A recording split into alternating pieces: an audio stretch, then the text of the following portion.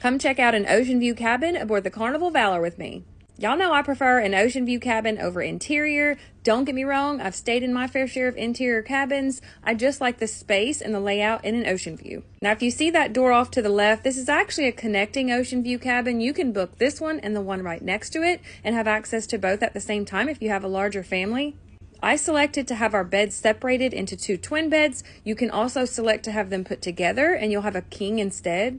As you see here, we were still ported in New Orleans, Louisiana, so they were still loading everyone's luggage onto the ship. An Oceanview cabin generally always comes with a couch, as you see there, and a little table. They always come equipped with a little TV, and I quote, little TV, they're not a large television. But who's going to be sitting up in their room watching movies all day? You've got tons of space in here with closets and shelves for all your things. Hey y'all. This first little cabinet here, I generally suggest to use for shoes. Keep your shoes out of the floor and stack them up in here in this little cabinet. Next up is this tiny little cabinet underneath the TV. This is going to house your safe. If you feel safer storing some of your things securely in this little safe, use it. I've cruised a ton of times. I've never had an issue with any of my things being missing.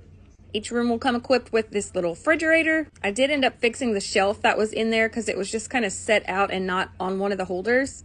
I definitely use my fridge. Usually when I get an alcoholic beverage, I'll also get a bottle of water because the Cheers package does cover that, and I like to stack some waters in my fridge. You've got all these shelves. You usually always have a blow dryer, as you saw there.